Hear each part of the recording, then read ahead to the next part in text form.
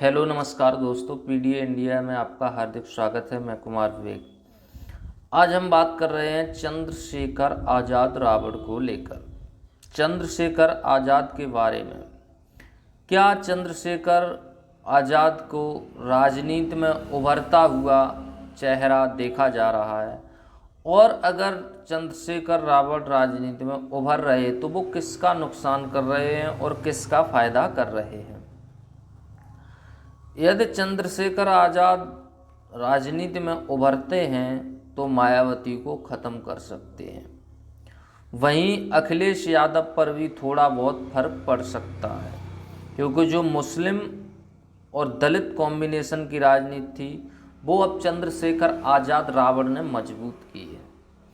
जो मायावती पहले मुस्लिम वोट मायावती को देते थे वो बीच में अभी मायावती से छिटक गया था, और पूर्वा का पूरा पश्चिमी यूपी में जो मायावती का जलवा था वो कमज़ोर हुआ और वोट मुस्लिमों का ट्रांसफ़र हुआ समाजवादी पार्टी में। मायावती को उन्होंने 2019 हो 2022 हो, इसमें मायावती को मुस्लिमों ने छोड़ दिया। लेकिन 2024 के इलेक्शन में जब से आज़ाद समाज पार्टी का आना हुआ राजनीति में, चंद्रशेखर आज़ाद एक्टिव हुए राजनीति में और वो 2024 में नगीना से लोकसभा चुनाव जीते, तब से ये कयास लगाए जा रहे हैं कि पश्चिमी उत्तर प्रदेश में मुस्लिम और दलित एक बार फिर चंद्रशेखर आज़ाद की तरफ शिफ्ट हो रहा है, और इससे जो समाजवादी पार्टी है उस पर भी थोड़ा प्रभाव पड़ेगा। लेकिन मायावती की जो जड़ें हैं वो बिल्कुल कमज़ोर हो रही हैं।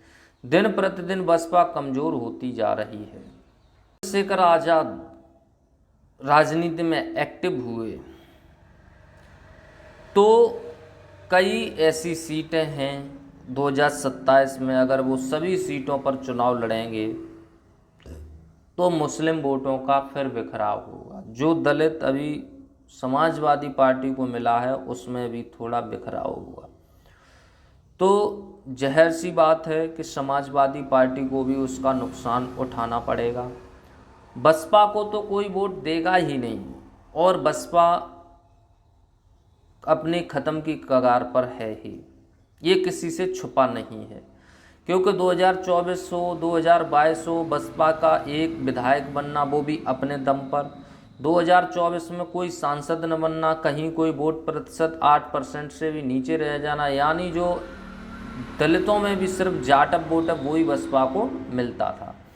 लेकिन अब चंद्रशेखर आज़ाद आए हैं, वो भी उसी बिरादरी से हैं जिस बिरादरी से दलितों में मायावती हैं, यानी जाटव मायावती हैं और जाटव ही चंद्रशेखर आज़ाद हैं। तो मायावती का तो वो बिल्कुल ही काम तमाम कर देंगे। जैसे अभी उन्होंने दिल्ली में धरना दिया, उसमें काफ़ी संख्या में दलित इकट्ठे हुए, और वो दलित वही हैं जो मायावती के जिनके पूर्वज मायावती के समर्थक रहे हैं, वही अब दलित अखिलेश वो चंद्रशेखर रावण के समर्थक बनते जा रहे हैं। हर जगह दलितों में चंद्रशेखर की आवाज़ बढ़ती चली जा रही है। तो मायावती ने राजनीति में पिछले दिनों से इनएक्टिव हुई तो कोई न कोई राजनीति में आएगा, तो इसलिए और कई सीटों पर ऐसा होगा कि रावण बीजेपी को फ़ायदा पहुंचा सकते हैं। जैसे मान लीजिए उन्होंने भी मुस्लिम दे दिया, सपा ने भी दे दिया, तो क्या होगा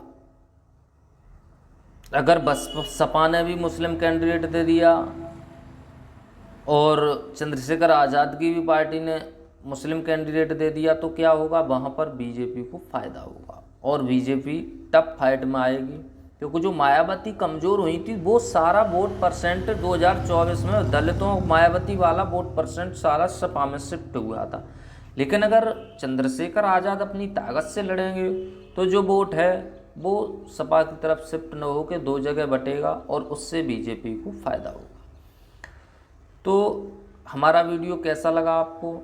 लाइक शेयर ज़रूर करें, और चैनल पर नए हैं तो पीडीए इंडिया चैनल को सब्सक्राइब करें।